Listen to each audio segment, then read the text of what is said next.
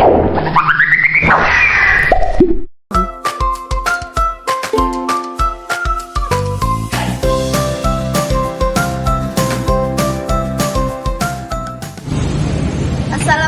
warahmatullahi wabarakatuh. Perkenalkan, nama saya Rauda Trida, SPD, calon guru penggerak Angkatan 9 Kabupaten Hulu Sungai Utara, Provinsi Kalimantan Selatan. Kali ini saya akan memaparkan tentang kegiatan demonstrasi kontekstual pada modul 3.1, yaitu tentang pengambilan keputusan berdasarkan nilai-nilai kebajikan sebagai pemimpin. Pada tugas kali ini, saya telah melakukan 2 wawancara kepada kepala sekolah, yaitu kepala sekolah yang pertama kepada Bapak Haji Fatur Rahman SPD selaku kepala sekolah SLB Negeri 1 Amuntai, dan kepala sekolah yang kedua adalah Bapak Heri Fitriadi SPD MPD selaku kepala sekolah SMK Negeri 2 Amuntai. Selamat menyaksikan. Assalamualaikum warahmatullahi wabarakatuh. Waalaikumsalam. Sebelumnya kami ucapkan terima kasih kepada Bapak Haji Fatur Rahman yang telah meluangkan waktunya kepada kami hari ini untuk melaksanakan wawancara terkait pengambilan keputusan di 5 etika di satuan pendidikan. Jadi saya sendiri Rauda Trida, ada Ibu Olia dan Bapak Nahdi. Jadi kami bertiga akan memberikan beberapa pertanyaan terkait pengambilan keputusan yang selama ini Bapak laksanakan di satuan pendidikan, khususnya di SLB Negeri 1 Amuntai. Mungkin langsung saja ya Pak untuk pertanyaan yang pertama. Selama ini bagaimana Bapak dapat mengidentifikasi kasus-kasus yang merupakan dilema etika di sekolah Bapak? Untuk kasus dilema etika dalam identifikasi di sekolah kami, pertama kami mungkin melihat dulu asal mula permasalahan, kemudian melihat dari beberapa segi, baik itu segi peraturan atau dari segi rasa kasihan, keadilan, dan juga pertimbangan sosial. Dan juga bisa kami identifikasi melalui mana kira-kira dilema etika yang prioritas kita ambil keputusan bersama. Mungkin untuk pertanyaan selanjutnya Pak, yang kedua ini, selama ini bagaimana Bapak menjalankan pengambilan keputusan di sekolah, terutama untuk kasus-kasus di mana ada 2 kepentingan yang sama-sama benar? Bagaimana cara Bapak mengambil keputusan? Keputusan yang kami ambil di mana kedua-duanya merupakan yang sama-sama benar, itu mungkin kita lihat berdasarkan peraturan dulu. Kalau memang nanti keputusan itu juga secara peraturan dapat juga kita ambil dengan sesuai dengan kondisi permasalahan yang tidak memberatkan kedua belah pihak, baik itu dari segi rasa kasihan, kemudian rasa pertimbangan sosial. Kita dilihat dari berbagai segi ya Pak, baik itu dari segi peraturan, rasa kasihan, dan pertimbangan sosial. Dan mungkin untuk selanjutnya, langkah-langkah atau prosedur seperti apa yang biasa Bapak lakukan dalam mengambil keputusan? Langkah-langkah yang dapat mungkin kami ambil dari untuk mengambil keputusan di sekolah. Yang pertama, kita melakukan komunikasi dulu atau menanyakan permasalahan-permasalahan kepada yang bersangkutan, kemudian memberikan saran dan masukan kepada kedua belah pihak yang bermasalah. Yang ketiga, mempertimbangkan dalam mengambil keputusan tersebut, mempertimbangkan baik dari segi peraturan, baik dari ada rasa kemanusiaan, rasa keadilan, dan juga pertimbangan sosial. Dalam hal ini nanti akan berdampak di kemudian hari. Mungkin untuk pertanyaan selanjutnya dilanjutkan kepada Ibu Aulia. Ya, Pak, mungkin melanjutkan dari pertanyaan Ibu Widawati, pertanyaan yang keempat ya Pak.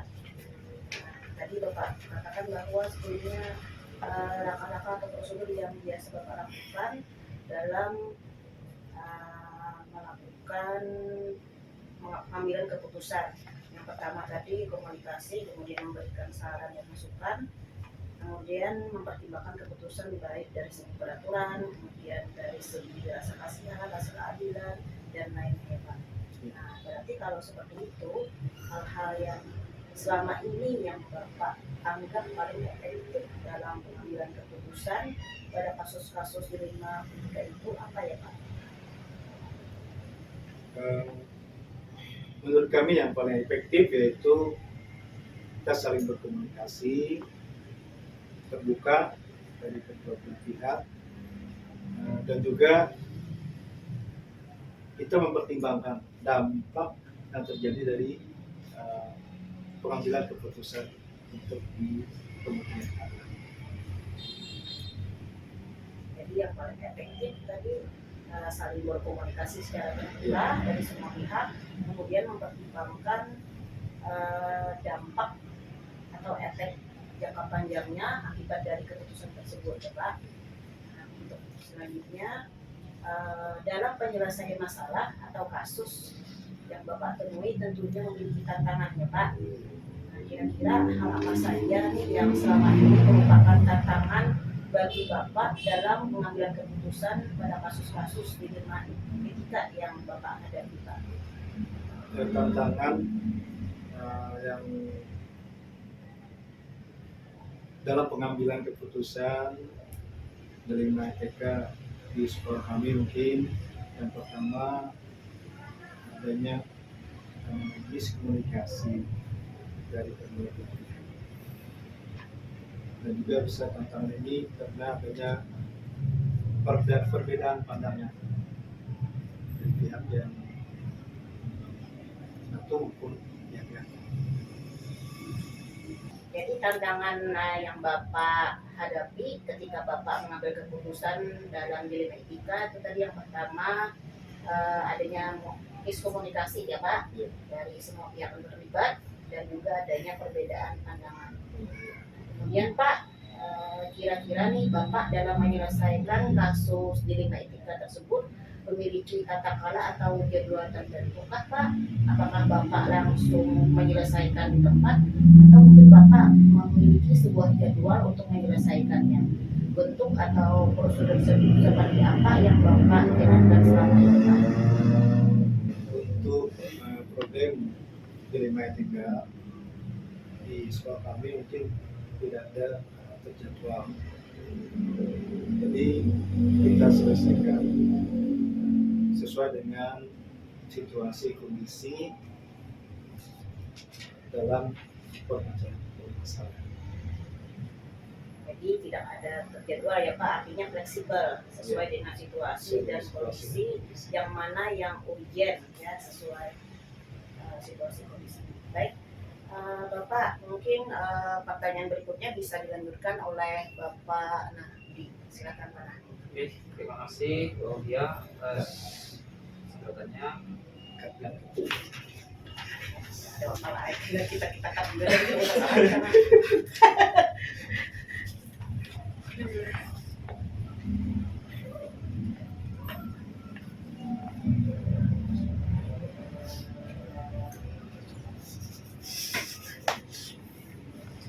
Untung 8 aja pertanyaannya. Karena 30. Kada tarima aku juga. Kenapa Pak?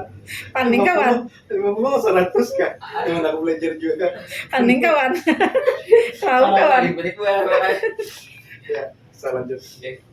Terima kasih Bu Aulia atas kesempatannya. Begini Pak, yang ingin saya tanyakan kepada Bapak, adakah seseorang atau faktor-faktor yang selama ini mempermudah Bapak atau membantu Bapak dalam mengambil keputusan dalam kasus-kasus terima etika Pak? Iya, dalam eh, memberikan keputusan pada problem terima etika, pastilah ada faktor-faktor yang memberikan kepada kita masukan-masukan atau memberikan kita meminta untuk masukan-masukan dari pihak yang lain, baik dari warga sekolah maupun dari pihak-pihak. Jadi selama Bapak mengambil keputusan bukan dari satu pihak ya, ada masukan dari lain, dari guru lain, warga sekolah ya Pak. Oke Pak, pertanyaan selanjutnya Pak, dari semua hal yang telah disampaikan, pembelajaran apa yang dapat dipetik dari pengalaman Bapak mengambil keputusan dalam kasus terima etika Pak? Pengalaman yang dapat kami ambil dari pengambilan keputusan pada problem terima etika itu, pertama kita harus berhati-hati dalam mengambil keputusan, karena keputusan yang kita lakukan itu nanti berdampak terhadap pengambilan keputusan. Artinya keputusan Bapak itu yang akan datang bisa berdampak ya Pak ya? Ya, bisa berdampak. Jadi kita harus berhati-hati. Jadi tidak memberatkan di salah satu pihak. Oke, makasih Pak sudah meluangkan waktunya atas kesempatannya dan atas tugas wawancara kami demonstrasi kontekstual modul 3.1 ya Bu ya? Iya. Oke, terima kasih Pak. Sama-sama. Oke, Assalamualaikum warahmatullahi wabarakatuh. Warahmatullahi wabarakatuh. Ini yang kami hormati Bapak Kepala Sekolah Bapak Edi Yati, kami dari guru penggerak Bapak Guru Irhamuddin, Bapak Nahdi, Ibu Ridho, meminta waktunya. Mudah-mudahan nanti kita bisa berkolaborasi, kita bisa memberikan sebuah solusi dari materi yang kita laksanakan pada hari ini Pak. Jadi kita ada tugas untuk materi terima etika dan bukan murah Pak. Nah ini nanti mohon kesediaan Bapak untuk kita wawancarai, ya, minta pendapatnya dari pengalaman Bapak, mudah-mudahan nanti bisa memberikan pencerahan bagi kita sebagai calon guru penggerak ya, dalam tugas-tugas yang kita laksanakan di modul 3.1. Ini langsung saja Bapak nih. Jadi kita dari kegiatan yang sudah kita lalui kemarin, mulai dari eksplorasi konsep, mulai dari ruang kolaborasi. Nah ini merupakan tugas yang berikutnya yaitu imunitas kontekstual. Untuk kita ada pertanyaan-pertanyaan yang mungkin belum bisa kita pecahkan ini dari pengalaman pian-pian, bisa memecahkan masalah ini versi dari Bapak Kepala Sekolah ini dari pengalaman, insya Allah ya, bisa mendapatkan ilmu dari yang Bapak tadi sampaikan. Yang pertama Bapak ini, selama ini bagaimana Bapak Heri dapat mengidentifikasi kasus-kasus yang merupakan dilema etika dan rujukan moral. Jadi selama ini bagaimana Bapak Heri dapat mengidentifikasi kasus yang merupakan dilema etika dan rujukan moral. Yang pertama Bapak. Terima kasih Pak Erham, Pak Menteri, Ibu juga. Jadi pada dasarnya dimanapun kita berada ya, jika kita berada dalam sebuah organisasi, utamanya itu sebuah organisasi, pasti ada aturan yang mengatur ya, ada anggaran dasar, ada anggaran rumah tangga dan seterusnya ya, ada peraturan-peraturan lainnya. Nah, itulah nanti yang akan menjaga jalannya sebuah organisasi. Dalam perjalanan yang mengawalnya itu sudah dijadikan acuannya adalah anggaran dasar, anggaran rumah tangga dan peraturan lainnya yang telah disepakati. Tapi di atas semua itu pasti ada lagi nanti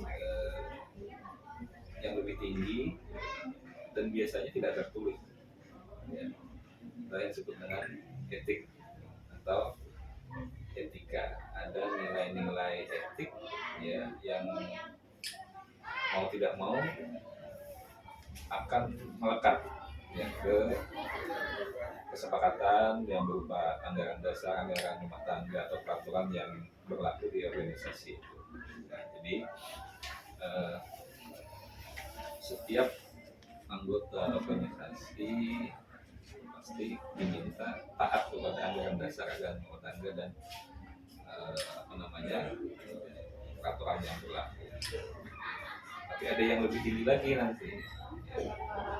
Ketika ada yang melanggar, kalau pelanggarannya terkait dengan aturan yang sudah disepakati tadi mungkin sudah ada diatur mungkin ya. Tapi yang terkait dengan etik ini lebih ke nilai-nilai norma yang berlaku secara umum di masyarakat. Ya, itu. Mungkin misalnya pimpinan organisasi berbuat tidak pantas misalnya melanggar susila, mungkin di aturan organisasi belum diatur mungkin ya, mungkin kan norma etik itu nanti yang akan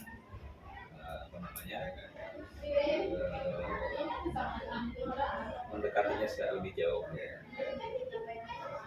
Kalau organisasi yang lebih tinggi, yang lebih besar misalnya mereka ada kalau misalnya kita tahu misalnya di DPR misalnya kita ada Dewan Kehormatan, dengan kehormatan itu lebih ke masalah etik sebenarnya, sama seperti kasus-kasus yang viral selama ini kan Mahkamah Konstitusi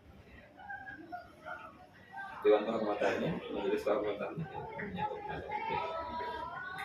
KPU juga demikian. Nah, kalau kita di dunia pendidikan hal yang sama juga ada sebenarnya ya. Jadi kalau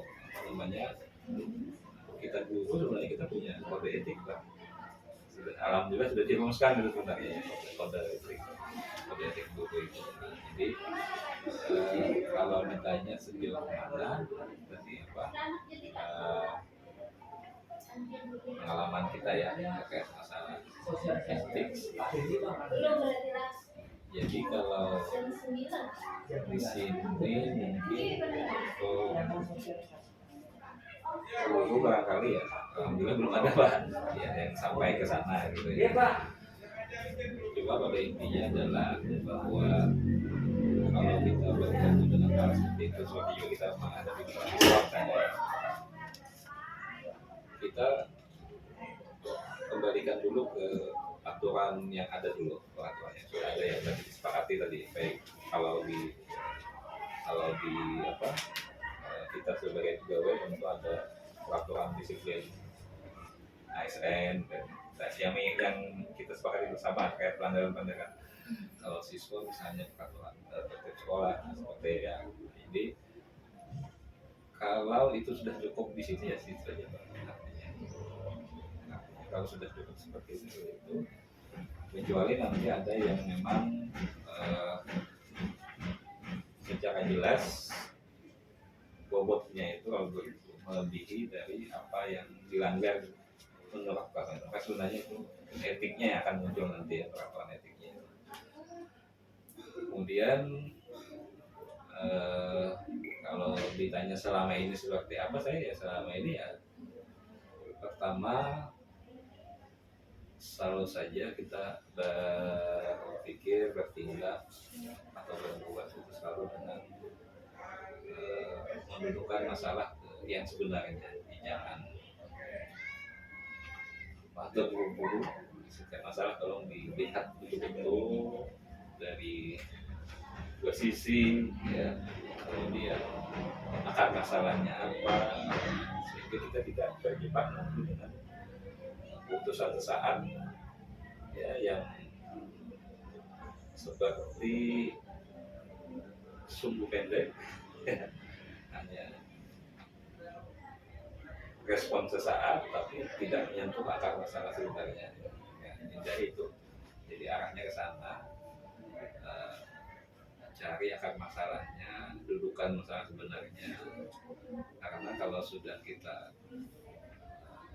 terkait pelanggaran, apalagi pelanggaran etik, itu kan kita harus mendudukan yang sebenarnya. Jadi yang kalaupun ada ujungnya di sanksi, ya sanksinya itu ya sanksi yang tepat sesuai kadar kesalahannya, bukan karena unsur emosi sesaat kita misalnya ya, melanggar lalu kita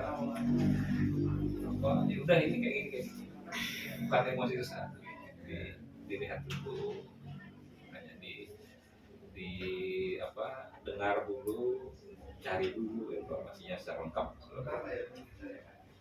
Oke, terima kasih Pak, sudah jelas dari konten yang sudah ada, kemudian ada terima kasih dan guru dan seterusnya. Nah sekarang selama ini Pak, dalam pelanggaran misalkan ini sama-sama benar dan kemudian ada nilai kebajikan situ, nah itu kira-kira gimana Pak? Kalau mereka ada kasus pelanggaran ketika kasus itu atau pelanggaran itu sama-sama benar, ya, jadi atau sama-sama mengandung nilai kebajikan, Pak.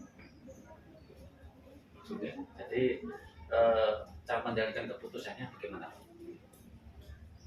Ketika di sekolah kita ya, ada kasus di mana ada dua kepentingan yang sama-sama benar atau sama-sama mengandung nilai kebajikan. Sebenarnya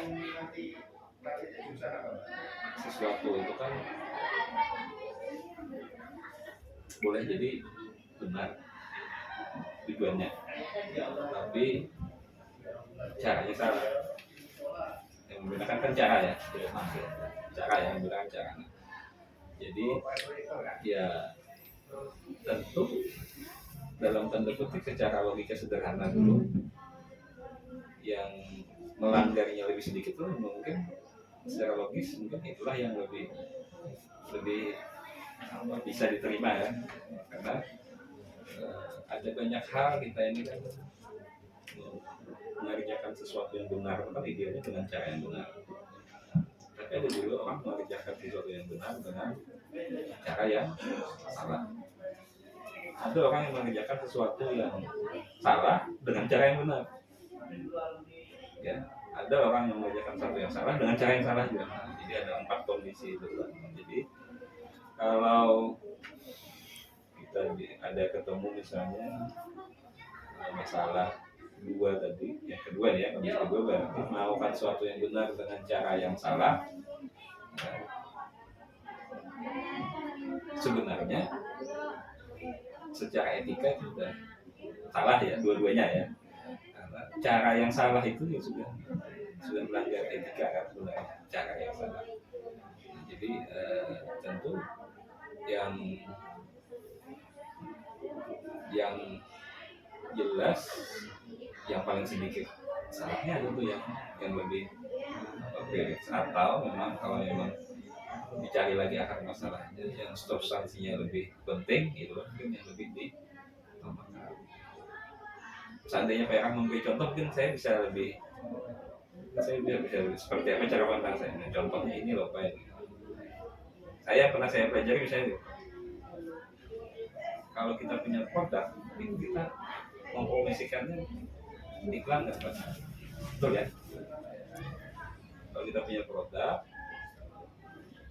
untuk mempromosikannya kita buat iklan. Coba, walaupun kita beriklan, misalnya iklan di majalah misalnya, tidak disarankan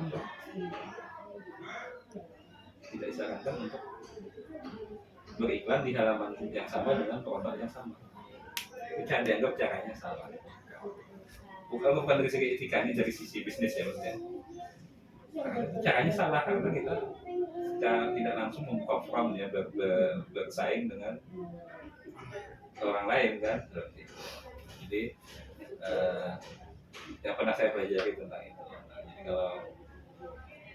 kalau terkait dengan apa namanya di tata tertib mungkin PR bisa memberikan contoh. Saya bisa memberikan pandangan saya yang sama, yang dua-duanya tadi sama-sama itu. Misalkan contoh lah, Ya. jadi misalkan ada siswa rajin tidak di sekolah, misalkan hari Kamis, ternyata dia membantu orang tua tiap hari Kamis menjaga sementara bapaknya mungkin sakit, kemudian ibunya juga buat pas hari Kamis di pasar. Nah itu satu dilema juga. Satu sisi dia meninggalkan melanggar, di satu sisi dia membantu orang tua menjaga. Itu contoh kasus yang seperti ini. Ya, nah jadi seperti itu sebenarnya bisa mendekatinya pertama akar masalahnya dulu. Jadi kita tanya dulu alasannya kan, ya, alasan dia tidak masuk itu kenapa? Kalau alasannya itu karena malas tentu tidak ada mungkin dalam bentuk toleransi sebenarnya ya. Nah, tapi karena ini ada alasan, oh ternyata dia pada hari Kamis itu harus membantu orang tuanya. Nah, sekarang itulah yang akan coba dicari misalnya di kompromikan. Kita tentu tidak bisa juga serta-merta memberi keringanan ya. Betul enggak? Protes nanti kawan yang lain tidak masuk terus tuh. Kenapa tidak dianggap apa? Nah, seperti itu karena itulah bahwa secara peraturan kalau tidak hadir ya tanpa kabar apa. Jadi ada peluangnya tinggal dia izin gitu. Jadi bukan berarti dia harus karena itu kalau usah berkabar lagi. Harus ada aturan yang harus karena aturan secara umum sama dulu nanti ada yang berlaku secara khusus seperti itu. Ya. Jadi jangan-jangan dia tetap bisa sekolah mungkin. Ya. Mengubah cara bekerjanya mungkin dia kalau membantu mempersiapkan di pasar biasanya pagi jam 6 dia jam 5 dia harus sudah mengerjakan itu. Bisa jadi seperti itu ya, makanya dicari dulu akar masalahnya. Karena kalau dia pun hari itu harus ikut menjaga dagangan itu pun sulit juga diterima oleh kawan-kawan. Karena apa namanya? Ya tadi peraturan itu kalau harus itu yang perlu ditimbang-timbang lagi seperti apa. Tapi biasanya itu terjadi karena memang tidak bisa mendudukkan pada posisi yang sebenarnya. Ya. Siswa mungkin sudah merasa ini baik yang melakukan saya tidak seperti itu kan karena ada aturan juga yang harus dia hormati ya dia harus menghormati juga aturan yang berlaku secara umum.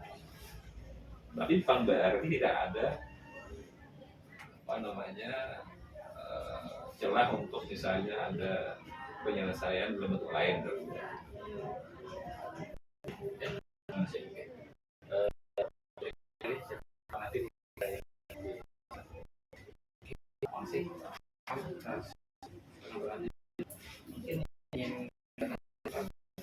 Hal apa saja yang selama ini dianggap dalam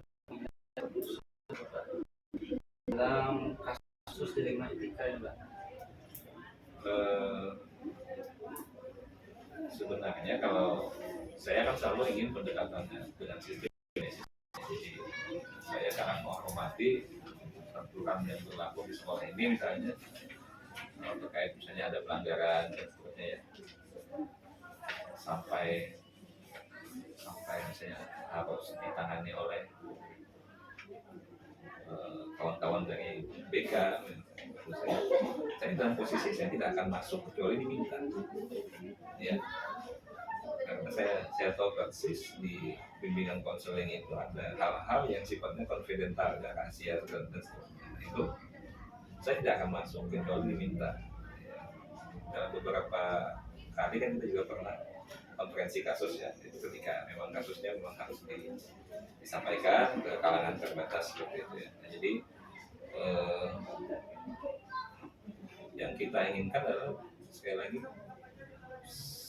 pendekatan kita adalah dengan sistem. Misalnya ketika kita menemui permasalahan di mata pelajaran, nah itu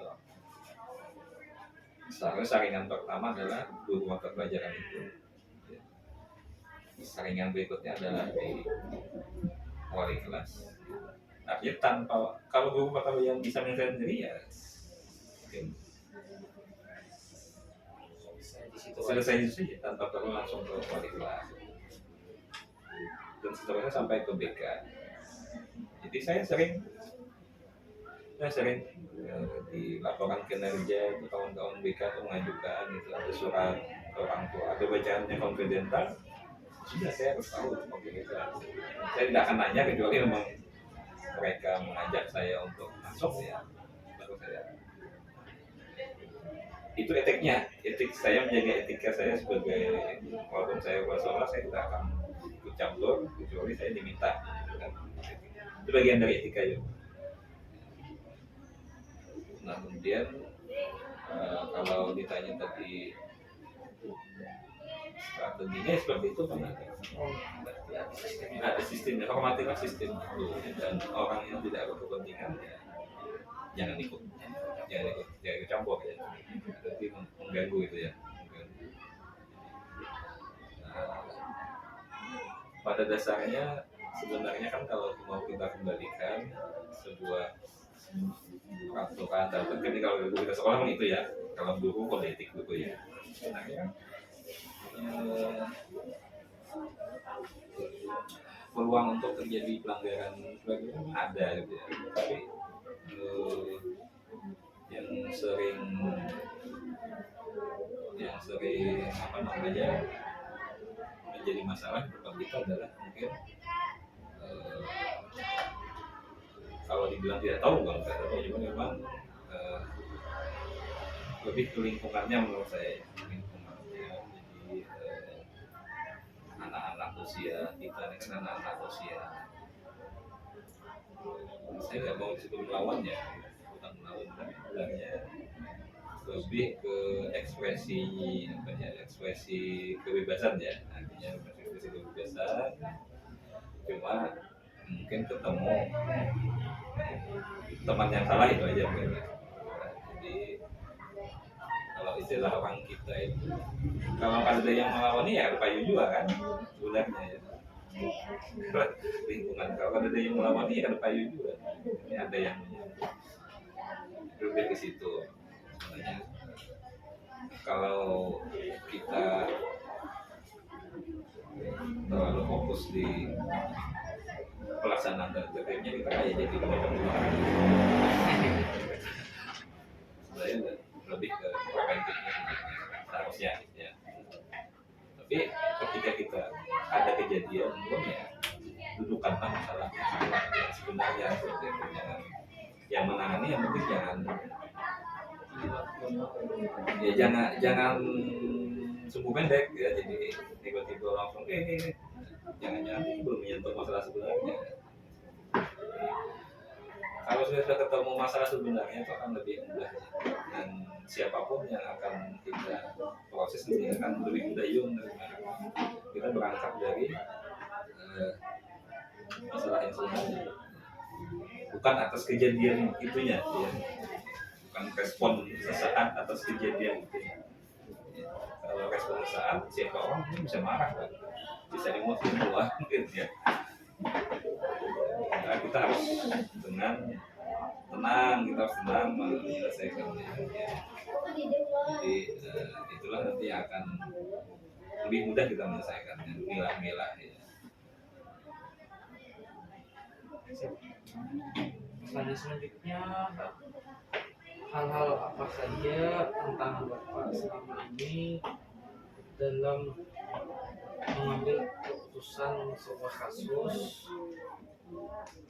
yang mengangkut dilema etika ini Pak? Tantangan Bapak dalam mengambil keputusan. Ya. Yang paling berat tentu adalah ketika misalnya konsekuensi dari sebuah pelanggaran terhadap peraturan, saya nggak mau nyebut etika dulu ya, peraturan aja, membawa konsekuensi misalnya siswa itu harus dikeluarkan atau dikembalikan ke level paling berat ya, karena kita lembaga pendidikan ya tugasnya melayani kan, melayani artinya memutuskan bahwa si A itu akhirnya harus kita kembalikan itu tentu pilihan paling berat ya, paling berat artinya. Makanya segala sesuatunya harus berangkat dari akar masalahnya yang benar-benar terungkap, bahwa misalnya kan kita harus sampaikan perhati kasus juga, saya jangan-jangan cara pandang saya juga salah gitu kan, tapi biasanya kan saya selalu menyampaikan ini cara pandang saya, dan biasanya juga berbeda dengan apa yang di cara pandang kawan-kawan ya, kita sudut pandangnya juga beda. Nah, kalau akhirnya kita diskusikan, akhirnya bisa kita ambil kesimpulan. Jadi yang paling berat biasanya yang seperti itu ya, kalau mengembalikan ke orang tua artinya ya kembali kita merasa paling benar juga, tapi sebenarnya ya kalau anak itu dipertahankan maka dia akan berpotensi untuk merusak yang lainnya, lebih ke sana sebenarnya. Jadi pilihan itu kalau diambil ya, bukan berarti kita tidak ingin mendidik anak orang itu lagi ya, tapi ya ada, kalau mau paling enak aturannya itu poinnya sekian selesai diberikan, tapi kan tidak seperti itu. Sebelum kita memutuskan itu kita timbang lagi seperti apa, akan masalahnya apa, selalu mendekatkan seperti itu. Nah kalau memang keputusannya akhirnya seperti itu ya itulah keputusannya, karena apa namanya kita juga punya dasar bahwa kita harus menyelamatkan kepentingan yang lebih besar. Jadi akhirnya kita mengembalikannya ke kepentingan yang lebih besar. Oke, terima kasih Pak. Mungkin Bu Rida ada yang Terima kasih Pak. Nanti lanjutkan Pak. Pertanyaan selanjutnya mungkin terkait apakah Bapak punya jadwal tersendiri terkait dengan penyelesaian masalah, misalnya dalam 1 minggu ini harus selesai nih masalah ini, misalnya apakah ada jadwal seperti itu, atau biasanya penyelesaian masalah itu bisa diambil dalam satu waktu, misalnya di tempat itu harus selesai masalahnya atau seperti apa? Ya. Kalau terkait program-program kerja sekolah, saya selaku kepala sekolah, manajer utamanya ya tentu saya punya target waktu juga ya. Jadi kita tahu bahwa tugas-tugas manajerial, kan tugas pokok sekolah ada 3 ya, manajerial, supervisi, dan kegawasan. Tiga-tiganya harus dilaksanakan dalam setahun. Kalau terkait supervisi misalnya itu, saya biasanya memberi jadwal dengan kawan-kawan siapa yang mau ya, karena pendekatannya adalah kebutuhan. Ya. Saya bisa sebenarnya minggu ini Bapak ini pada siap maju. Pendekatan saya adalah pendekatan kebutuhan, siapa yang butuh untuk di supervisi ya, baru kita tawarkan silakan masukkan jadwal sendiri. Jadi seperti itu yang selama ini kita lakukan ya, untuk tugas pokok supervisi. Kalau manajerial yang lain misalnya terkait kebutuhan organisasi, misalnya hari ini misalnya kita Masalah ini ada jadwal lagi dengan pengelola BLUD, ya ada jadwal secara khusus ditetapkan tidak, tapi itu terkait dengan apa namanya deadline yang diminta. Itu juga kewirausahaannya. Nah, jadi kita sudah mengatur jadwal juga, misalnya terkait kewirausahaan bulan apa kita mulai intensifkan. Kalau kembali seperti supervisi ini nggak mungkin di bulan ini, karena sudah kawan-kawan sedang proses perencanaan, nanti kita atur pelaksanaannya kapan. Itu yang terkait dengan tupoksi kelas sekolah. Kalau terkait dengan apa namanya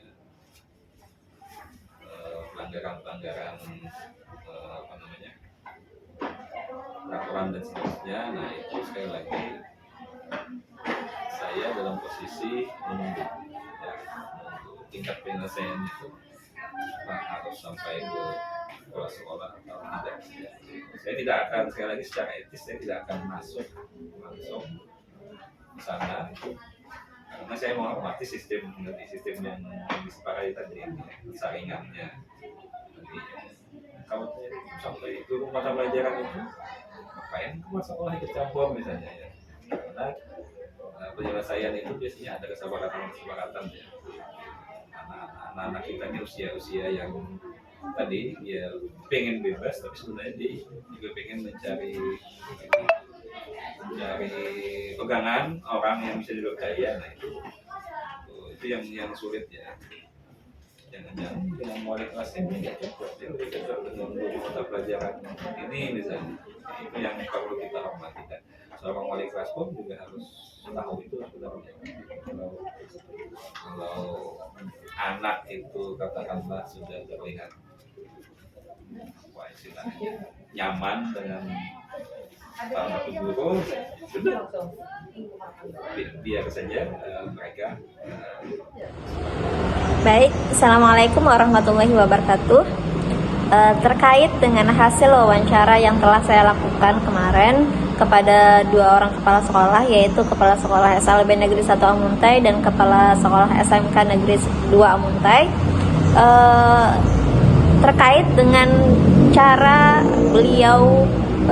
beliau menyampaikan bagaimana selama ini beliau mengatasi permasalahan atau mengambil keputusan ketika ada masalah di 5 etika atau rujukan moral.